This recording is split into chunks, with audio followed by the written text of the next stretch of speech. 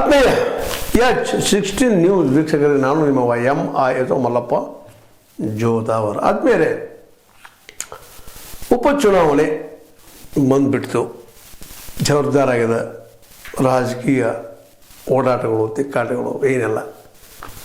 ಅದರಲ್ಲೂ ಒಂದಿಷ್ಟು ಹೊಸ ಆಶಯದಿಂದ ಜನ ಬಯಸೋರು ಸ್ವಾಭಾವಿಕದ. ಯಾಕೆ ನಮ್ಗೆ ಯಾಕೆ ಟಿಕೆಟ್ ಸಿಗಬಾರ್ದು ಅಂತೇಳಿ ಸಹಜ ಕೇಳಿದ್ರಲ್ಲ. ಯಾಕಪ್ಪ ಅಂತಂದ್ರೆ ಸಹಜವಾಗಿ ಈ ಚುನಾವಣೆಗಳು ಕಾಂಗ್ರೆಸ್ ಒಂದು ರೀತಿ ಚಾಲೆಂಜ್ ಇದ್ದಂಗೆ, ಎರಡೂ ಗೆಲ್ಲಬೇಕಾಗಿದೆ ಅವರು. ಯಾಕಂದರೆ ಎರಡೂ ಸೀಟ್ ಕಾಂಗ್ರೆಸ್ಸಿನ ಮತ್ತು ಕಾಂಗ್ರೆಸ್ಸಿನ ಘಡ್ ಇದ್ದಂಗೆ. ಅದರಲ್ಲೂ ದಾವಣಗೆರೆ ಆಯಿತು, ಬಾಗಲಕೋಟೆ ಆಯಿತು. ದಾವಣಗೆರೆ ಅಂತ ಮುಗಿದು ಹೋಗ್ಬಿಡ್ತು. ಶಾಮನೂರು ಶಿವಶಂಕರಪ್ಪ ಅಂದರೆ ಸಾಕು. ಹೌದಪ್ಪ, ದಾವಣಗೆರೆ ಅಂದರೆ ಶಾಮನೂರು ಶಿವಶಂಕರಪ್ಪ ಅಷ್ಟೇ ಹೆಸರು. ಶಿಕ್ಷಣ ವಸ್ತುವಿನ ತೆಗೆದುಕೊಂಡು ಅತ್ಯಂತ ಪ್ರಭಾವಿ ಶುಗರ್ ಲಾಬಿ ಎಲ್ಲ ಲಾಬಿಗಳು ಮಾಡಿಟ್ಟು ಹೋಗಿದ್ದಾರೆ ಅವರು. ಜೊತೆಗೆ ಅಲ್ಲಿ ಲಿಂಗಾಯತ ಲಾಬಿನೂ ಅದ ಬಲಿಷ್ಠ. ವೀರಶೈವ ಲಿಂಗಾಯತ, ಅದರಲ್ಲೂ ವೀರಶೈವರು ಪರವಾಗಿ ನಿಲ್ಲುವಂಥ ಪಂಚಪೀಠಾಧೀಶರ ಬೆಂಬಲ ಅವರಿಗೆದ. ಹೀಗಾಗಿ ಅವರ ಮನೆತನದವ್ರು ಯಾರೋ ನಿಂತರೂ ಗೆಲ್ಲುವ ಸಾಧ್ಯತೆಗಳು ಹೆಚ್ಚಿದಾವೆ ನಮ್ಮ ದಾವಣಗೆರೆ ದಕ್ಷಿಣಕ್ಕೆ. ಯಾಕೆ ಒಂದು ಕಾಲಕ್ಕೆ ದಾವಣಗೆರೆ ದೊಡ್ಡ ಇಂಡಸ್ಟ್ರಿಯಲ್ ಏರಿಯಾ ಆಗಿತ್ತು. ಅಲ್ಲಿ ಕಾರ್ಮಿಕರು ಹೋರಾಟಗಳಾಗ್ತಾಯಿದ್ದು, ಕಾರ್ಮಿಕರು ಪರ ಇದ್ದಂಥವ್ರು ಆರಿಸಿ ಬರ್ತಾಯಿದ್ರು. ಪಂಪಾಪತಿ ಅಂತಿದ್ರು ದಾವಣಗೆರೆಯಲ್ಲ. ದೊಡ್ಡ ಲೀಡರ್ ಅವರು, ಇದು ಕಮ್ಯುನಿಸ್ಟ್ ಲೀಡರು, ಯೂನಿಯನ್ ಕಟ್ಕೊಂಡು ಹೋರಾಟ ಮಾಡಿದಂಥವರು. ಅವ್ರ ನಂತರದಲ್ಲಿ ಈಗ ಬಂದದ್ದು ಶಿಕ್ಷಣ ಕ್ಷೇತ್ರದ ಹೆಚ್ಚುವರಿ ಮಾಡಿದ ಶಾಮನೂರು ಶಿವಶಂಕರಪ್ಪನವರು. ವಿಶೇಷವಾಗಿ 2008, 2013, 2018, 2023 ನಿರಂತರವಾಗಿ ಆಯ್ಕೆ ಆಗುತ್ತಾ ಬಂದಂಥವ್ರು ಎಲ್ಲ ದೃಷ್ಟಿಯಿಂದ. ಹೌದು, ಮಣಿ ಸಾಕಷ್ಟು ಅದಲ್ಲ, ಕಪೇಬಲ್ ಅದಾರ ಅವರು. ಜೊತೆಗೆ ಜಾತಿ ಪ್ರಭಾವಿ ಇದಾರ, ಶುಗರ್ ಲಾಬಿ ಅದ ಅವ್ರಿಗೆ. ಏನಿಲ್ಲ ಏನು ನಮ್ಮ ಶಿಕ್ಷಣ ಅಂತ ಎಲ್ಲಿ ಹೋಗ್ತಾರೆ ಅಲ್ಲಿ ದಾವಣಗೆರೆ ತುಂಬ ಶಾಮನೂರು ಶಿವಶಂಕರಪ್ಪ ಬಾಪೂಜಿ ಸಂಸ್ಥೆನ. ಹೀಗಾಗಿ ಅವ್ರು ಗೆಲ್ಲೋದಂತ ಸುಲಭ. ಈಗ ಅವ್ರ ಮನೆಯವ್ರು ಯಾರೋ ನಿಂತರು ಗೆಲ್ತಾರೆ ಅನ್ನುವಂಥದ್ದು.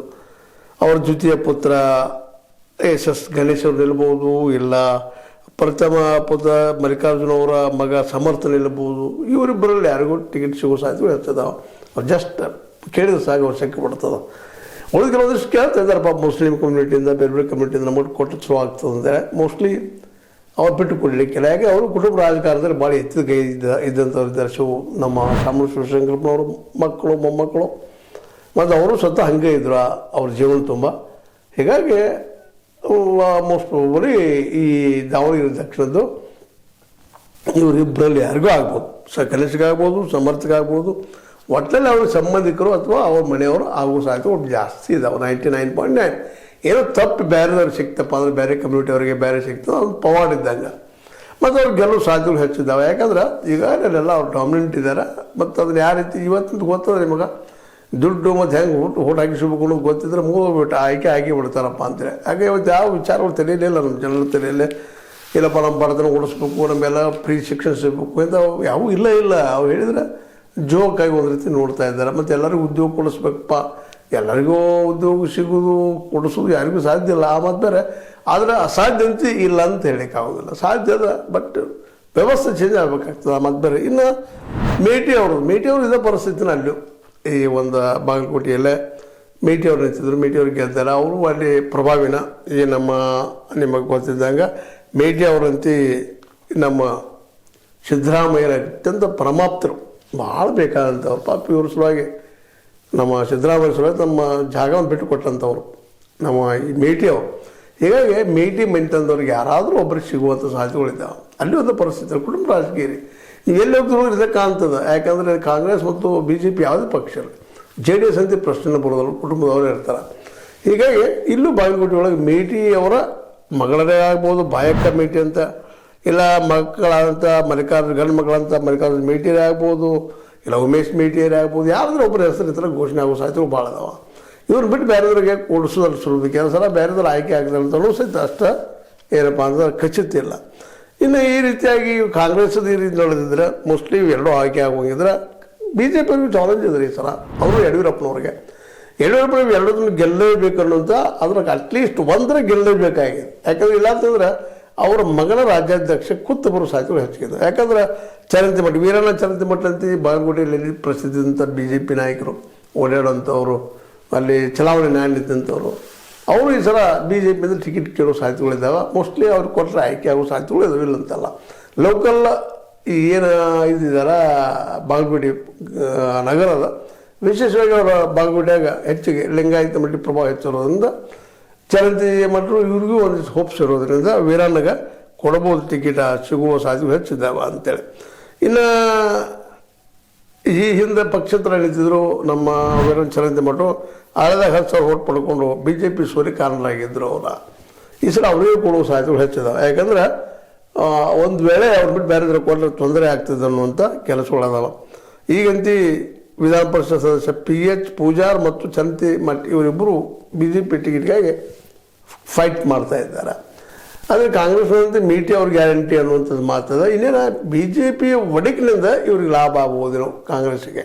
ಒಂದು ವೇಳೆ ಎಲ್ಲರೂ ಒಂದಾಗಿ ಒಗ್ಗಟ್ಟಿನಿಂದ ಚರಂತಿ ಮಠದಿಂದ ಬೆನ್ನತ್ತಿದ್ರೆ ಮೋಸ್ಟ್ ಪ್ರಾಬಬ್ಲಿ ಮೀಟಿ ಅವರ ಮಗಳಾಗಿರ್ಬೋದು, ಗಂಡು ಮಕ್ಕಳಾಗಿರ್ಬೋದು ಸೋಲ್ಬೋದು.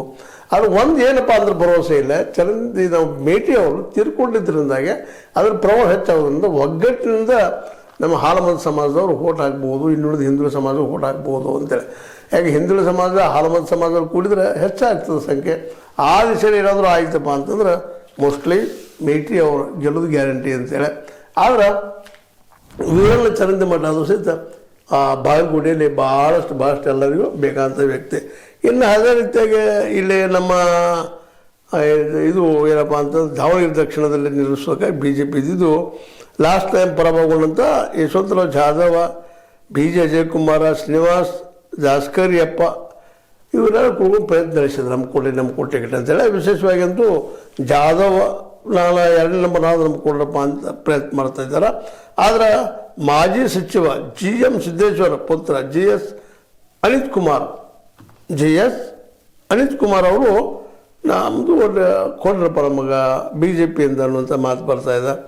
ಮುಂದೆ ಅದೇ ಕಾಲಕ್ಕೆ ವಿನಯ್ ಕುಮಾರ್ ಅಂತೇಳಿ ಇನ್ನೊಬ್ಬರು ಇದ್ದಾರೆ, ಇನ್ಸೈಟ್ IAS ಸಂಸ್ಥೆ ಸಂಸ್ಥಾಪಕ. ಅವರು ಟಿಕೆಟ್ ಸಿಕ್ಕರು ಏನು ಆಶ್ಚರ್ಯ ಪಡಬೇಕಾಗಿಲ್ಲ. ಆದರೆ ಇವ್ರಿಗೆ ಎಷ್ಟು ಮಟ್ಟಿಗೆ ಗೆಲ್ದಾರ ನಮ್ಮ ಶಿವಶಂಕರಪ್ಪನವರ ಒಂದು ಪ್ರಭಾವದ ಎದರ ಅನ್ನೋದು ಇವತ್ತು ಭಾಳ ದೊಡ್ಡ ಪ್ರಶ್ನೆ ಅದು. ಯಾಕಂದ್ರೆ ಶಾಮೂರ್ ಅವರಂತೂ ದಾವಣಗೆರೆಯಲ್ಲಿ ಪೂರ ಬೇರೆ ಬಿಟ್ಟಿದ್ದಾರೆ. ಈಗ ಈ ಶಿಕ್ಷಣ ಕ್ಷೇತ್ರದಲ್ಲಂತೂ ಎಲ್ಲರೂ ಅವ್ರು ಲೈಕ್ ಮಾಡುವಂಥವ್ರು ಇದ್ದಾರೆ. ಇದಕ್ಕೆ ಜೊತೆಗೆ ನಿರಂತರ ಆಯ್ಕೆ ಆಗಿ ಬರುವಂಥದ್ದು ಅಲ್ಲಿ ಗೆಲ್ಲುವಂಥ ಎಲ್ಲ ಸೂತ್ರಗಳು ಅವ್ರಿಗೆ ಗೊತ್ತಿರೋದ್ರಿಂದ ಅವರ ಮಗ ಅಥವಾ ಮೊಮ್ಮಗ ಇಬ್ಬರಲ್ಲಿ ಯಾರಾದರೂ ನಿಲ್ಬೋದು. ನಿಂತ್ರಪ್ಪ ಅಂತಂದ್ರೆ ಕಷ್ಟ ಆಗ್ತದೆ ಯಾರಿಗಾದರೂ, ಎಂಥ ವಿಷಯ ಇದ್ದರೂ ಸಹಿತ. ಈ ರೀತಿಯಾಗಿ ಈ ಒಂದು ಏನಪ್ಪ ಅಂತಂದ್ರೆ ಈಗ ಹೇಳಿದ ನಿಮಗೆ ಶಾಮನೂರು ಶಿವಶಂಕರಪ್ಪನ ಮಗ ಗಣೇಶ್ SS ಇಲ್ಲ ಸಮರ್ಥ ಮೊಮ್ಮಗ ಅಂದ್ರೆ ನಮ್ಮ ಡಾಕ್ಟರ್ ಪ್ರಭಾ ಮತ್ತು ಮಲ್ಲಿಕಾರ್ಜುನ ಮಗ SS ಮಲ್ಲಿಕಾರ್ಜುನ ಮಗ ಸಮರ್ಥ, ಇವರಿಬ್ಬರಲ್ಲಿ ಒಬ್ಬರಿಗೆ ಕಾಂಗ್ರೆಸ್ ಟಿಕೆಟ್ ಕೊಡುವಂಥ ಎಲ್ಲ ಸಾಧ್ಯತೆಗಳು ಹೆಚ್ಚಾಗಿದ್ದಾವೆ. ಒಟ್ಟಾರೆಯಾಗಿ ಇವೆರಡೂ ಕಡೆಗಳಲ್ಲೇ ಯಡಿಯೂರಪ್ಪನ ಪರೀಕ್ಷೆ ಆಗ್ತಾ ಇದೆ ಈ ಸಲ. ಯಾಕಂದ್ರೆ ಯಡಿಯೂರಪ್ಪರ ಮಗ ಅಧ್ಯಕ್ಷ ಉಳಿಬೇಕಾಗಿದ್ರೆ ಇಲ್ಲಿ ಎರಡರ ಒಂದಾದರೂ ಗೆಲ್ಲಬೇಕು ಅನ್ನುವಂಥ ಮಾತುಗಳು ಅವ್ರ ವಿರೋಧಿಗಳು ಮಾತಾಡ್ತಾ ಇದ್ದಾರೆ. BJPಯಲ್ಲಿ ವಿರೋಧಿಗಳು ಅವ್ರ ಹೊರಗಿನವರಿದ್ದು ಅವರು ಪಕ್ಷದಲ್ಲೇ ವಿರೋಧಿಗಳಿದ್ದಾರೆ.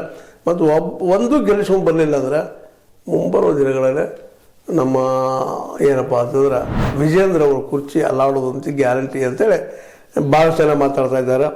ಯಾಕಂದರೆ ಸ್ವತಃ ಯಡಿಯೂರಪ್ಪ ಲಿಂಗಾಯತರಿರೋದ್ರಿಂದ ದಾವಣಗೆರೆಯಲ್ಲಿ ಅವ್ರ ಪ್ರಭಾವ ನಡಿಬಹುದು ಅನ್ನೋ ಆಸೆ. ಯಾಕಂದರೆ ಈಗಾಗಲೇ ವೀರಶೈವ ಏನೋ ಒಂದು ಸಂಘಟನೆ ಅದ, ಆ ಸಂಘಟನೆ ಅಧ್ಯಕ್ಷನಾಗಿ ಯಡಿಯೂರಪ್ಪನ ಮಾಡಬೇಕು ಅನ್ನುವಂಥ ಮಾತುಗಳು ಕೇಳಿ ಬರ್ತಾ ಇದ್ದ. ಒಟ್ಟು ಏನಾಗ್ತದೆ ಆಗಲಿ, ಬಟ್ ಎರಡೂ ಕ್ಷೇತ್ರಗಳಲ್ಲಿ ಕಾಂಗ್ರೆಸ್ ಬಲಿಷ್ಠ ಇದ್ದರು.